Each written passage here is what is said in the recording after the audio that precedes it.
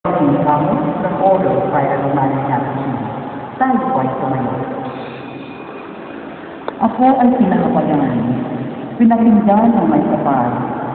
Ako'y kanyang tinulungan, sinagit niya at binuhay, pagkat ako'y kanyang mahal.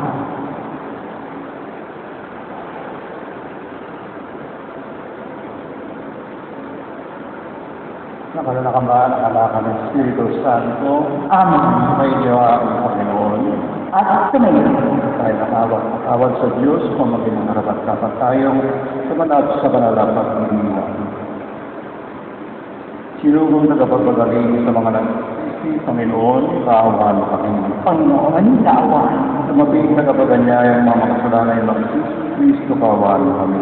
Kristo, kaawaan mo kami. Nakaluklok ka sa kanabang Diyos sa masaray pamagitan kami, Panginoon, kaawaan mo kami. Panginoon, kaawaan mo kami. Kaawaan tayo ng mga Panginoon Diyos, patuwarin ang ating mga kasalanan, at nabayan tayo sa buhay na walang hanggan. Amen. Manalangin tayo. Ama nating makapangyarihan, ang sinimulan namin ng kusang pagpapakasakit ay subaybayan mo at iyong pagmamalasakit upang ang pinag-iisan ng aming katawan ay may sa loob namin at maganap ng may katapatan. Sa pamamagitan ni Jesucristo kasama ng Espiritu Santo, magpasawalang hanggan. Amen.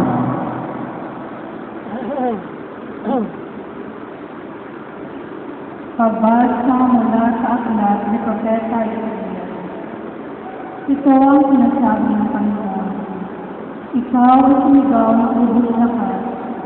Ang sala ng bayan ko sa kanila ay nahayag.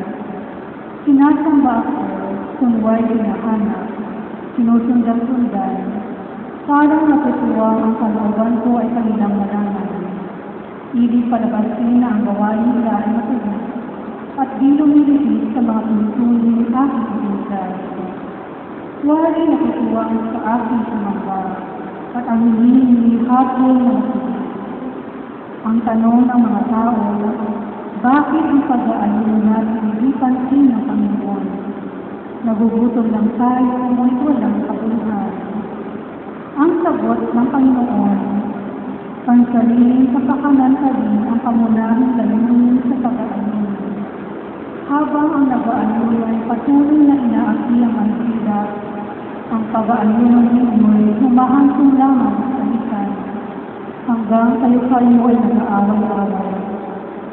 Kung ang pag-aalala ang ginagawa ninyo ay gayon din lamang, ang inyong pagtawag ay tiyak na hindi ko pakikinggan.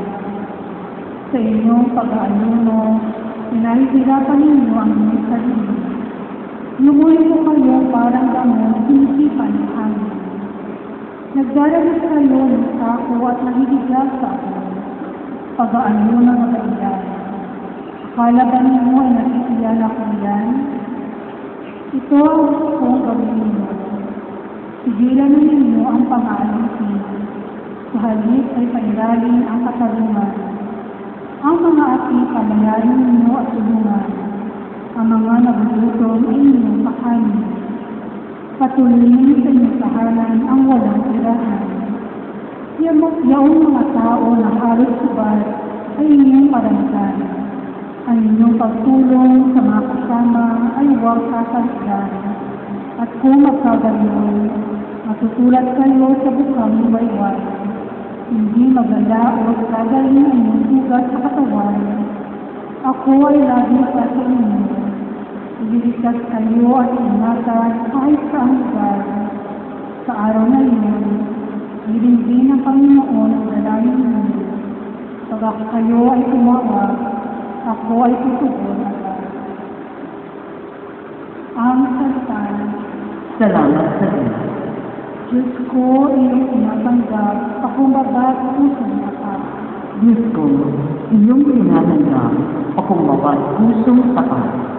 Ako ay kaawaan o mahal kong Diyos, sang-ayon sa iyong kagandahan ko. Mga kasalanan ko ay iyong pagniin, ayon sa iyong pag-ibig sa akin. Tugasan mo sana ang aking karuhan, dalisayin mo ang aking kasalanan. Diyos ko, iyong tinatanggap, pakumbaba at pusong tapat. Ang pagsalasang ko ay sinisigaya, laging nasa isip ko at alaala. Sa'yo lang ako nakasalang tunay, ang nagawa ko ay ilang maksihan. Diyos ko, iyong tinatanggap, akong bawat pusong sakang. Hindi mo na nais ang mga paghubo, sa hain sinumugi ka ng mundo. Ang handog ko ay Diyos sa karapat-dapat, ay ang pakumbaba puso mapagsakat. Diyos ko, iyong tinatanggap, akong bawat pusong sakang. Magkitayo kong lahat, makinig sa mabuting balita. Papuri sa'yo, O Panginoong Jesus. Matuwid ang dapat gawin, masama iwasan natin, at tayo ay bubuhayin, ang Diyos ay tataatin, ating siya mapakatulong. Papuri sa'yo, O Panginoong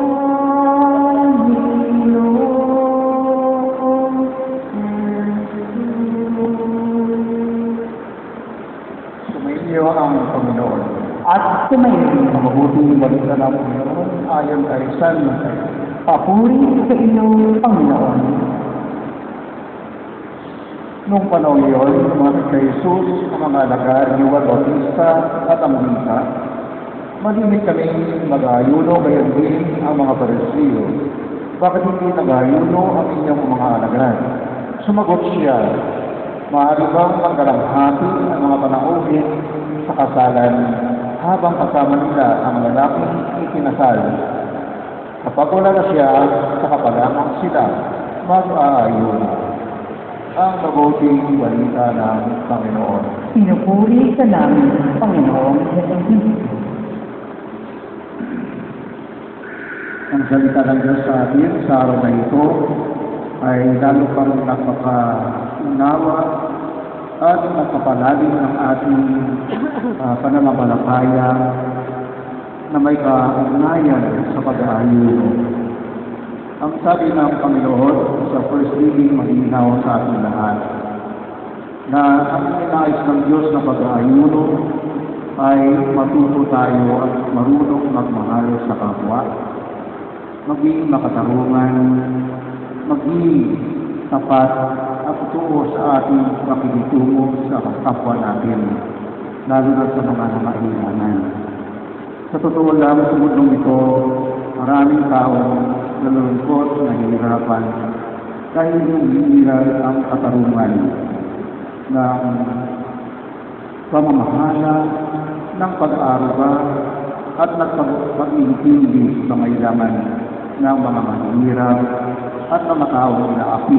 Kaya sabi ng Panginoon, lahat ng ginagawa ninyo ay walang halaga sa akin yan kung hindi naman kayo marunong magmahal sa kapwa. Magrespeto, mangalaga, at igawat yung katarungan. Kasi sa totoo, sa ating ordinaryong buhay, maaaring may inaapi tayo sa tao. Hindi natin sila kinahalagaan. Ang iniisip natin lagi ay sila'y tao ng mga walang halaga. Kaya nga mga kapatid, ang sabi ng Panginoon, pag-ibig sa gospel natin ngayon, hindi natin kailangan mag-ayuno kung kasama natin ang Panginoon. Mag-ayuno kayo kapag wala na ang inyong Panginoon. Sa praktikal ng buhay natin, halimbawa, mga mahal mo sa buhay, no? Huwag ninyong pagkaitan ng pagmamahal. Kasi pag namatay na sila, iiyak kayo, malulungkot. Pero ano magagawa ito? Iiyak. Kung hindi mo naman ginawa sa kanya yung dapat mong gawin, ang kailangan gawin habang buhay na siya. Hindi nakapraktikal kasi the Lord is always manifesting Himself in the person that you face every day. Yung kaharap ng tao, maaaring asawa mo, anak mo, manugang mo, yanan mo, kapatid mo, bahay mo. Nakatarungan ba tayo at meron ba tayo sa paggalang? Kahit sa mga kasalanan, igalang din natin sila.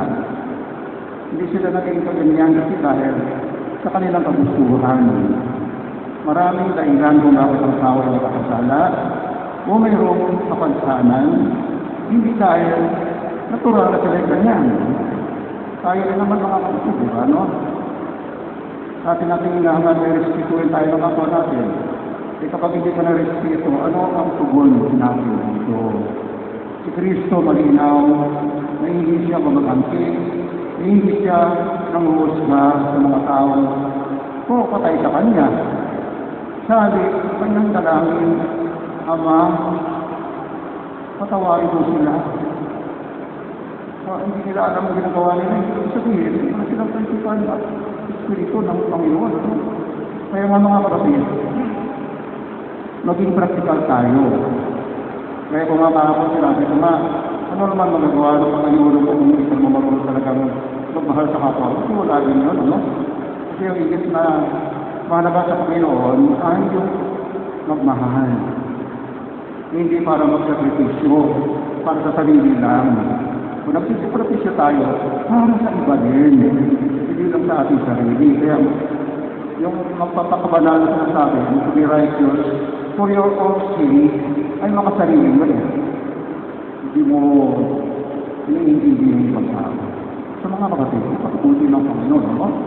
Na talagang wala siyang pinipilingan, wala siyang pinipili.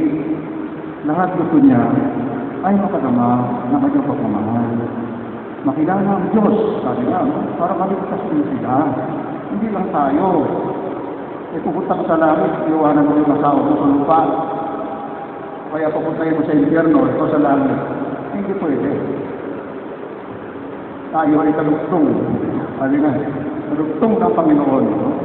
Siya ang ulo natin tayong katawan. Kaya manalamin tayo nawa sa araw na ito.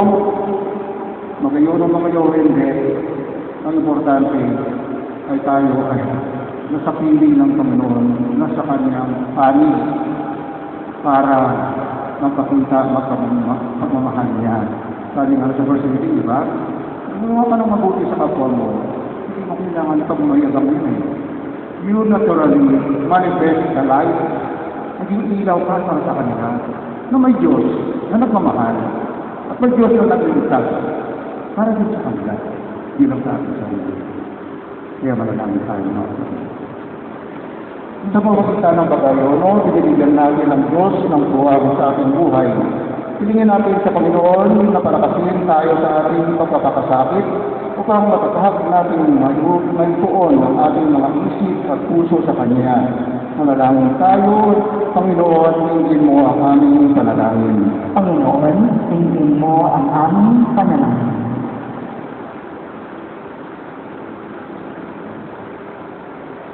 Bilang mga alagad ni Kristo, tayo naway makasunod sa mga utos ng ating Ama sa langit.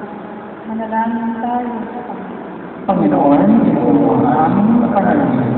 Ang bayan ng Diyos, naway magsaga sa kanilang mga pagsasakripisyo ngayong oresya. Manalangin tayo sa Panginoon. Panginoon, tingin mo ang aming panalangin. Ang ating mga pagsisimpi at pagsisigil sa sarili, alang-alang sa Panginoon, naway matubasa ng kaligayahan at ilunan. Manalangin tayo sa Panginoon. Panginoon, tingin mo ang aming panalangin.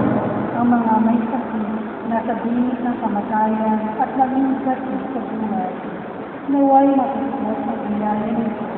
Manalangin tayo sa Panginoon. Panginoon, tingin mo ang aming panalangin. Ang mga namayapan natin mga kamag-anak at mga kaibigan, naway malayang makabahagi sa buhay nito. Manalangin tayo sa Panginoon. Panginoon, tingin mo ang aming panalangin. Ay hindi tayo malalangin para sa ating personal na kaibigan at para sa panalangin ng ibang tao, humingi rin ang ating panalangin.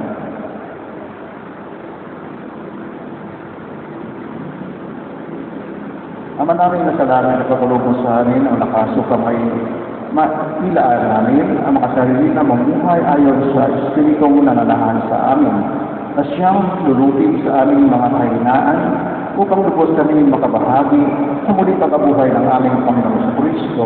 Amen.